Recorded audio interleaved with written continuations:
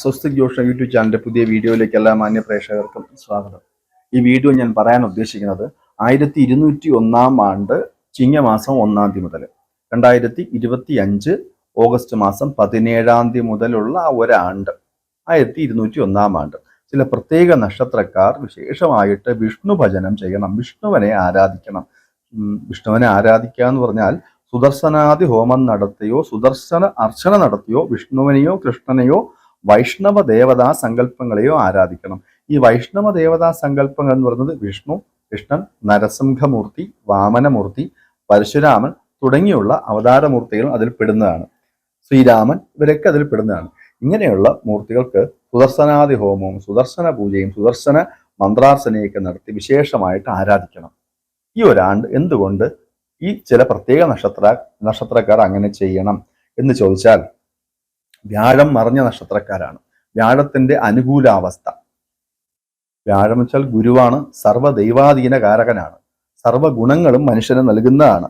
അങ്ങനെയുള്ള ആ വ്യാഴം ഇവർക്ക് ഇപ്പോൾ അനുകൂലമല്ല. അവരുടെ ഗുണപ്പെട്ട കാര്യങ്ങൾക്ക് അനുകൂലപ്പെട്ട അവസ്ഥയിലല്ല വ്യാഴത്തിന്റെ സ്ഥിതി. അതുകൊണ്ട് ചില പ്രത്യേക നക്ഷത്രക്കാർ വ്യാഴപ്രീതി വരുത്തണം. ചില നക്ഷത്രക്കാർക്ക്, ചില പ്രത്യേക കൂറുകാർക്ക് വ്യാഴം വ്യയരാശിയിലാണ്.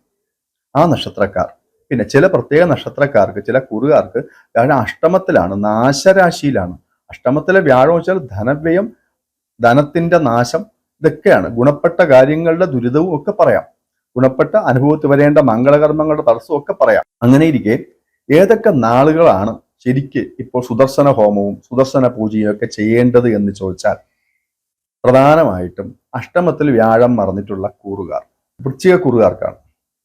വൃശ്ചിക കൂറിൽ വരുന്ന വിശാഖം നാളിന്റെ അവസാന 15 നാഴിക അനിഴം കേട്ട ഇവർക്ക് 2026 മേടം തീരുന്നത് വരെയും വ്യാഴത്തിന്റെ അനുകൂലാവസ്ഥയില്ല, ദുരിതരാശിയിലാണ് വ്യാഴം. അതുകൊണ്ട് 2026 മേടമാസം വരെയും ഈ നക്ഷത്രക്കാർ വിഷ്ണുപൂജ ചെയ്യണം, സുദർശന ഹോമം ചെയ്യണം. വിശേഷമായിട്ട് അഷ്ടമത്തിലാണ്, ദോഷരാശിയിലാണ്, നാശരാശിയിലാണ്.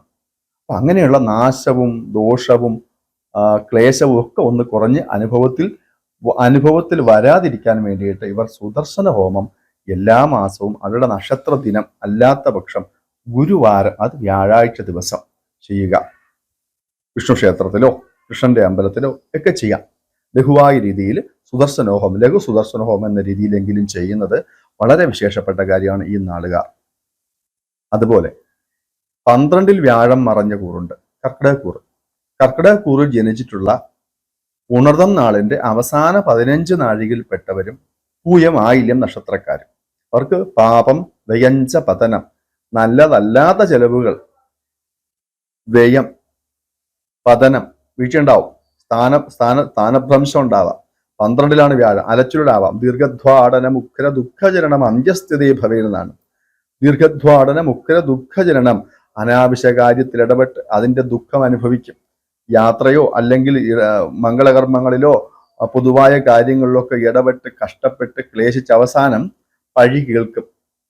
ഇങ്ങനെയുള്ള ഒരുപാട് ദുരിതമുണ്ട്. ചുമ്മാ അലച്ചിൽ 12 വ്യാഴം ഉള്ളപ്പം ഒരു കാര്യമില്ലാതെ ജോലി ചെയ്യാം, ഒരു കാര്യമില്ലാതെ എല്ലാത്തിനും ഇടപെടാം. തന്റെ സമയവും തന്റെ ധനവും പലതിനും വിനിയോഗിച്ചിട്ട് അവസാനം കിട്ടുന്നത് നല്ലതല്ലാത്ത പേരോ സൽപ്പേരിന് കളങ്കമോ അല്ലെങ്കിൽ വ്യയമോ ഒക്കെ ആയിരിക്കാം 12 വ്യാഴം നിൽക്കുന്ന ഈ 3 നാളുകാർക്ക്. അതായത് പുണർതം നാളിന്റെ അവസാന 15 നാഴിക പൂയം ആയില്യം നക്ഷത്രക്കാർക്ക് 12 വ്യാഴം വ്യയരാശിയിലാണ്. പാപം, വ്യയഞ്ചവദന, വ്യയരാശിയിൽ വ്യാഴം നിൽക്കുന്നവരും ഈ വരുന്ന 1201 ആണ്ട് ചിങ്ങം മുതൽ ഏകദേശം 9-10 മാസത്തോളം മേടം തീരുന്നവരെയൊക്കെ ഒരാണ്ട് തന്നെയാണ് മഹാസുദർശന ഹോമം ചെയ്യണം. വിഷ്ണു ക്ഷേത്രത്തിലോ കൃഷ്ണന്റെ അമ്പലങ്ങളോ ഒക്കെ തന്നെ വിശേഷമായിട്ട് സുദർശനാദി ഹോമം നടത്തി വിഷ്ണുവിനെ പ്രീതിപ്പെടുത്തുക. ഗുരുവാരത്തിൽ ചെയ്താൽ, വ്യാഴാഴ്ച ചെയ്താൽ വളരെ വിശേഷം. അല്ലെങ്കിൽ അവനവന്റെ തന്നെ നക്ഷത്ര ദിനങ്ങളിലും ആവാം. മഹാസുദർശന ഹോമം ചെയ്യാം, സുദർശന അർച്ചന ചെയ്യാം അതിനൊത്തില്ലെങ്കിൽ. അല്ലെങ്കിൽ വിഷ്ണു സഹസ്രനാമം ജപിച്ചുള്ള അർച്ചനയും കാര്യവും ചെയ്യാം. വിഷ്ണു സഹസ്രനാമാർച്ചന വിശേഷമായിട്ട് ചെയ്യാം. പുരുഷ സൂക്ത മന്ത്രാർത്ഥന ചെയ്യാം. ഇങ്ങനെയുള്ള വൈഷ്ണവാരാധനാ സമ്പ്രദായത്തിൽപ്പെട്ട പൂജാകാര്യങ്ങൾ തീർച്ചയായും ഇവരും ചെയ്യേണ്ടതാണ്. ഇനി 6-ാം രാശിയിൽ വ്യാഴം മറഞ്ഞ നാളുകാരുണ്ട്.